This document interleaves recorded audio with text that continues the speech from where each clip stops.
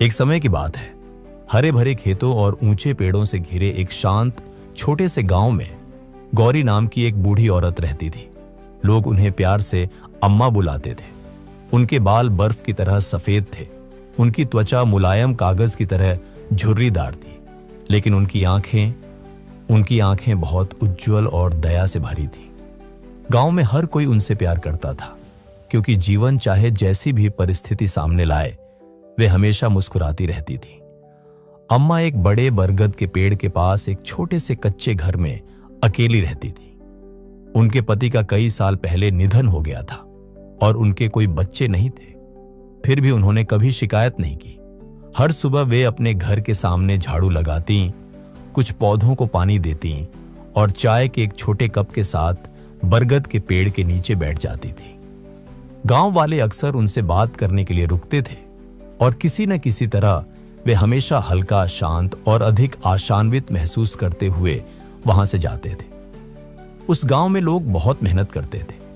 आदमी सूर्योदय से सूर्यास्त तक खेतों में काम करते थे और औरतें पानी लाती, खाना बनाती और अपने बच्चों की देखभाल करती थी। लेकिन जीवन हमेशा आसान नहीं था। कुछ साल बारिश नहीं होती और फसलें सूख जाती। दूसरी बार लोग बीमार पड़ जाते या उनकी नौकरी छूट जाती। वहां की हवा अक्सर चिंता और उदासी से भारी रहती थी। एक दोपहर माधवी नाम की एक युवा महिला अम्मा से मिलने आई। उसकी आंखें उदास थीं, उसके कपड़े धूल भरे थे और जब उसने बोलना शुरू किया तो उसके हाथ कांप रहे थे। अम्मा, उसने धीरे से कहा, मुझे समझ नहीं आ रहा कि अब मैं क्या करूं। मेरे पति महीनों पहले काम की तलाश में शहर गए थे, लेकिन उन्होंने कोई पैसा नहीं भेजा है। मेरे बच्चे भूख से रोते हैं और मुझे नहीं पता कि मैं कब तक ऐसे ही चल पाऊंगी। अम्मा ने चुपचाप सुना, फिर प्यार से कहा, बैठ जाओ मेरी बच्ची, मुझे बताओ तुम्हें क्या लगता है कि आगे क्या होगा। माधवी ने अपने आंसू पोंछे और आह भरते हुए कहा, मैं यही सोचती रहती हूं कि कुछ बुरा होगा। शायद मेरे पति को काम नहीं मिला, शायद वह हमें भूल गए। मैं इन विचारों को रोक नहीं पा रही हूं, ये मुझे हर समय डराते हैं। अम्मा प्यार से मुस्कुराई। जानती हो माधवी, जब हम अपने दिमाग को बुरे विचारों से भर लेते हैं तो हम केवल खुद को ही और अधिक चोट पहुंचाते हैं, लेकिन जब हम उन्हें अच्छे विचारों से भरते हैं तो हमें ताकत मिलती है। और कभी कभी जब हम आशान्वित रहते हैं तो अच्छी चीजें अपना रास्ता खोजते हुए हम तक पहुंच ही जाती हैं। माधवी ने त्योरियां चढ़ाते हुए पूछा, लेकिन अम्मा, जब मेरे आसपास सब कुछ बुरा लग रहा हो तो मैं अच्छे विचार कैसे सोच सकती हूं? बूढ़ी औरत ने उसे प्यार भरी आंखों से देखा और कहा, मैं तुम्हें एक छोटी सी कहानी सुनाती हूं। एक बार एक गरीब आदमी था जिसने अपना सब कुछ खो दिया था, अपना परिवार, अपना पैसा, अपना घर। एक दिन वह एक नदी के पास बैठा और रोने लगा। एक बूढ़ी औरत वहां आई और उसने पूछा, मेरे बेटे, तुम क्यों रो रहे हो? आदमी ने कहा, क्योंकि मेरे पास कुछ नहीं बचा है। जब मेरा जीवन खाली है तो मैं खुश कैसे रह सकता हूं? औरत ने प्यार से मुस्कुराते हुए कहा, अपने चारों ओर देखो। तुम्हारे पास नदी है जो तुम्हारे लिए धीरे से गाती है। तुम्हारे पास पेड़ हैं जो तुम्हें छाया देते हैं। तुम्हारे पास आसमान है जो तुम्हें रोशनी देता है।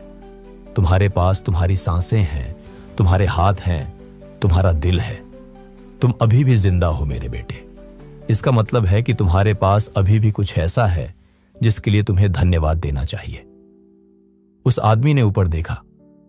पहली बार उसने कोमल हवा को महसूस किया, पानी की आवाज सुनी और अपने चेहरे पर सूरज की रोशनी की गर्माहट महसूस की। उसके आंसू रुक गए। वह मुस्कुराया। उस दिन से उसने छोटी छोटी चीजों के लिए जीवन को धन्यवाद देना शुरू कर दिया। धीरे धीरे उसकी उदासी दूर हो गई और उसका जीवन बदलना शुरू हो गया। इसलिए नहीं कि सब कुछ एकदम सही हो गया था, बल्कि इसलिए क्योंकि उसने वह देखना सीख लिया था जो पहले से ही अच्छा था। अम्मा रुकी और माधवी की तरफ देखा, मेरी प्यारी बच्ची, उस आदमी का जीवन जादू से नहीं बदला। वह इसलिए बदला क्योंकि उसकी सोच बदल गई थी। जब हमारे विचार हल्के हो जाते हैं तो हमारे रास्ते पर चलना आसान हो जाता है। माधवी ने फिर से अपने आंसू पोंछे। क्या आपको सच में विश्वास है कि अच्छे विचार सोचने से मेरी जिंदगी बदल सकती है? अम्मा ने मुस्कुराते हुए कहा, हाँ मेरी बच्ची, यदि तुम हर सुबह उठती हो और खुद से कहती हो आज का दिन एक अच्छा दिन होगा, तो तुम्हारे दिल को साहस मिलेगा। जो भी सामने आएगा तुम उसका सामना करने के लिए खुद को मजबूत पाओगी। लेकिन यदि तुम यह सोचती रहोगी कि क्या क्या गलत हो सकता है, तो दिन शुरू होने से पहले ही तुम्हारा डर तुम्हारी ताकत चुरा लेगा। माधवी ने धीरे धीरे सिर हिलाया। उसका चेहरा अब थोड़ा शांत था।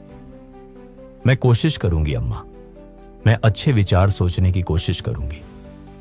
बस तुम्हें शुरुआत करने के लिए इतना ही चाहिए, अम्मा ने कहा। जब तुम अपनी सोच बदलती हो तो तुम अपनी दुनिया बदल देती हो। उस दिन के बाद से माधवी ने ठीक वैसा ही करना शुरू किया। हर सुबह वह अपनी आंखें खोलती और बोलती, आज का दिन एक अच्छा दिन होगा। उसने कड़ी मेहनत की, अपने बच्चों के लिए खाना बनाया और डर के बजाय विश्वास के साथ अपने पति का इंतजार किया। जब वह थक जाती थी तब भी वह खुद को अम्मा के शब्दों की याद दिलाती रहती थी। हफ्ते बीत गए। फिर एक सुबह जब वह बाजार से लौटी तो उसे एक पत्र मिला। वह उसके पति का था। अंततः उसे शहर में नौकरी मिल गई थी और वह घर पैसे भेज रहा था। माधवी का दिल खुशी से भर गया। वह एक ही समय पर हंसते और रोते हुए सीधे अम्मा के घर दौड़ी। अम्मा, आप सही थी, उसे काम मिल गया है, चीजें बेहतर हो रही हैं। अम्मा मुस्कुराई, उनकी आंखें चमक रही थी। देखा मेरी प्यारी, जब हम सकारात्मक सोचते हैं तो हम अच्छी चीजों के प्रवेश के लिए दरवाजा खोल देते हैं। जीवन हमेशा हमारी परीक्षा लेगा, लेकिन जब हम आशा के साथ इसका सामना करते हैं तो हम आधी लड़ाई वैसे ही जीत जाते हैं। अम्मा की समझदारी की चर्चा पूरे गांव में फैल गई। जल्द ही लोग आसपास से और दूर दूर से उनसे बात करने आने लगे। जब भी कोई अपनी समस्याओं के बारे में शिकायत करता तो वह एक ही बात कहती, अच्छे विचार सोचो और अच्छा ही होगा। धीरे धीरे पूरा गांव बदलने लगा। लोग अधिक मुस्कुराते थे, अधिक विश्वास के साथ काम करते थे और एक दूसरे की मदद करते थे। यहां तक कि कठिन दिनों में भी उन्हें अम्मा के शब्द याद आते थे, यदि तुम हल्का सोचोगे तो हल्का जीवन जियोगे। और इस तरह अम्मा गांव का दिल बन गई। दोस्तों, इस कहानी से हमें यह सीख मिलती है कि जीवन की परिस्थितियां हमेशा हमारे नियंत्रण में नहीं होती, लेकिन हमारी सोच जरूर हमारे हाथ में होती है। जब हम हर हाल में सकारात्मक सोच रखते हैं, छोटी छोटी चीजों के लिए आभार व्यक्त करते हैं और डर की जगह विश्वास को चुनते हैं, तब धीरे धीरे हमारी पूरी जिंदगी बदलने लगती है।